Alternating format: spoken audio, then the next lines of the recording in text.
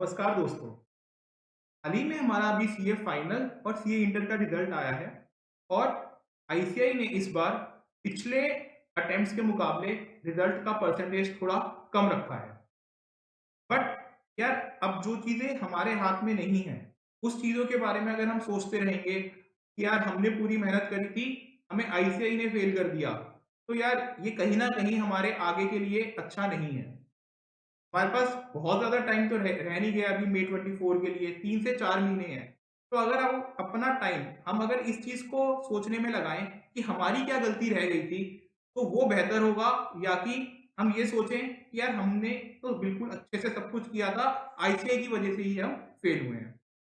तो यार इस वीडियो का ऑब्जेक्टिव ये है कि चाहे कोई भी बच्चा हो, चाहे वो सीए इंटर का हो, चाहे वो सीए फाइनल का हो, उसकी ना कुछ मिस्टेक्स रह जाती हैं जो कि सब जो भी बच्चे फेल हुए हैं उनमें कॉमन होती हैं। मैक्सिमम बच्चों में आप देखें ना कि ये जो मैं अभी पॉइंट डिस्कस करूंगा ये सब पॉइंट्स उन पे एप्लीकेबल होंगे, जिसकी वजह से रिजल्ट जो है नेगेटिव रहता है।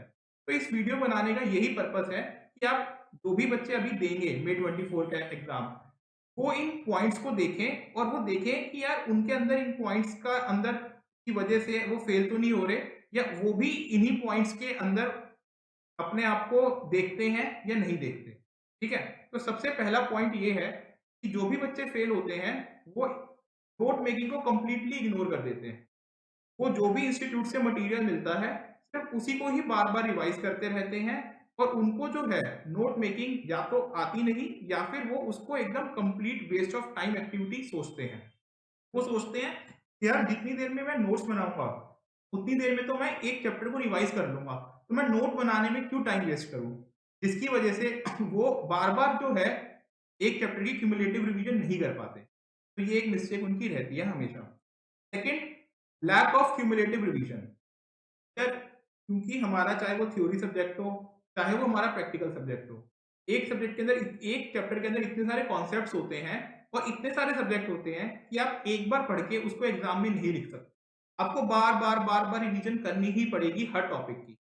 तो ये भी कहीं न कहीं लिंक आपका नोट मेकिंग से ही है। जो बच्चे ढंग से नोट्स नहीं बनाते अपने सब्जेक्ट के, वो ही बच्चे जो हैं, उन्हीं के अंदर ये कमी रहती है कि वो रिवीजन बार-बार नहीं कर पाते अपने सब्जेक्ट की। तीसरा पॉइंट ये है, मैक्सिमम बच्चे जो फेल हुए हैं, उन्होंने अपना स्टडी मैट खोल के भी नहीं देखा होगा, मैं आपको गारंटी के साथ कह सकता हूँ। अब इसका रीज़न क्या है, कि जब हम इंस्टीट्यूट में जाते हैं, तो कोई भी इंस्टीट्यूट वाला आपको स्टडी मैट नहीं दिखाता। वो सिर्फ़ अपना मटीरियल दे देता है और वो कहता है कि मैंने इसके अंदर स्टडी मैट के सारे चीज़ें इंक्लूड कर दी है। बट मैं एक और चीज़ बता दूँ, क्या अगर आप कोई भी प्रीवियस ईयर क्वेश्चन पेपर उठा के देखते हैं, खासकर प्रैक्टिकल सब्जेक्ट का, तो 60 टू 70 मार्क्स का पेपर आया होता है, वो स्टडी मटीरियल के एग्ज़ैक्ट कॉपी पेस्ट क्वेश्चन्स होते हैं। बट जो इंस्टीट्यूट का मटेरियल होता है, उसके अंदर पिछले 8, 9 साल, 10 साल के क्वेश्चंस भी उसके अंदर इंक्लूडेड होते हैं, प्लस एमटीपी, आरटीपी वगैरह के जो पिछले 10 सालों से क्वेश्चन चले आ रहे हैं, वो भी उसके अंदर इंक्लूड होते हैं। तो आप ये मान के चलिए, जो कि आपको एक चैप्टर में स्टडी मैट में 10 से 15 क्वेश्चंस मिलेंगे, उसी चैप्टर के आपको किसी भी इंस्टीट्यूट की मटेरियल के अंदर 50 से 60 क्वेश्चंस मिलेंगे। तो अब अगर वो 10 से पहले आपका जो स्ट्रैटेजी होनी चाहिए, वो ये होनी चाहिए कि जो स्टडी मैट के 10 से 15 क्वेश्चंस हैं, आपको उनको 3 बार कर लेना है। अगर आपने उनको 3 बार कर लिया हर चैप्टर के क्वेश्चंस को, तो आप ये मान के चलिए कि आप कोई भी एग्ज़ाम हो, वो 70% तो आप अच्छे से अटेम्प्ट कर ही लेंगे, ताकि आप कभी भी पास होने में दिक्कत नहीं आएगी। उस वो करने के बाद 3 बार फिर आपको बाकी के क्वेश्चंस को जाना चाहिए, देखना चाहिए।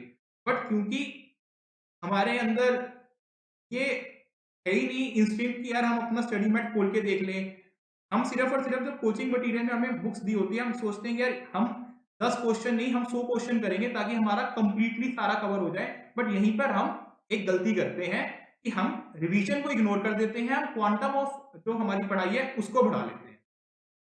फोर्थ, हम एग्ज़ाम से पहले मॉक टेस्ट देने से बहुत डरते हैं। हम कहते हैं कि यार हमारी जब पूरी तैयारी हो जाएगी, तब हम मॉक टेस्ट देंगे।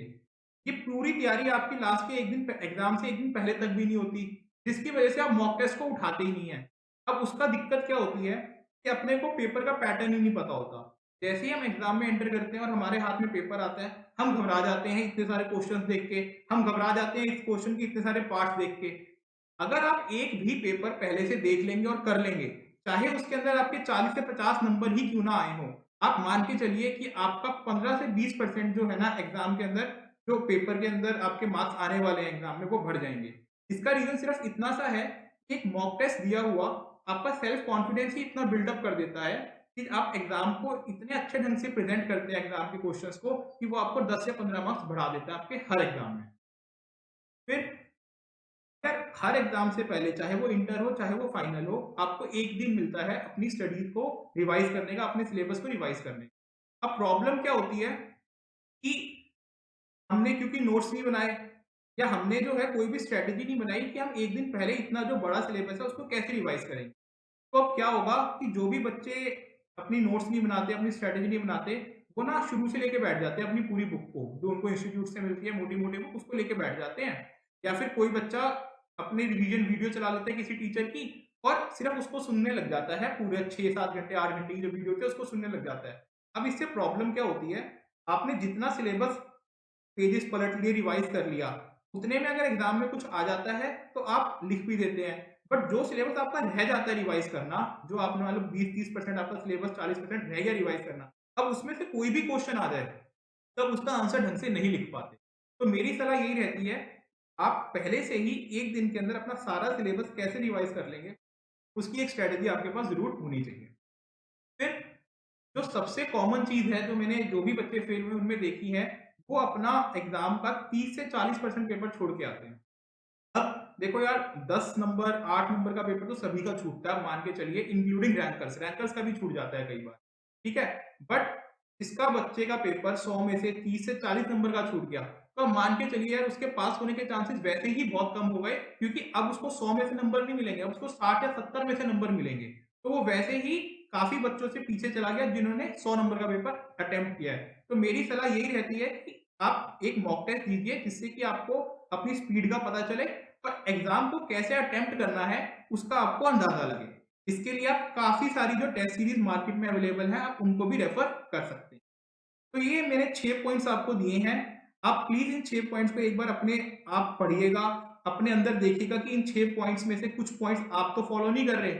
अगर आप इन 6 पॉइंट्स के अंदर आपके अंदर भी कोई ऐसी चीज़ है जो इन इन 6 पॉइंट्स के अंदर में से है, तो आप प्लीज़ उसको इग्नोर करें, उसको अपने अंदर सुधारें और अपनी पास होने की जो प्रोबेबिलिटी है उसको बढ़ाएँ।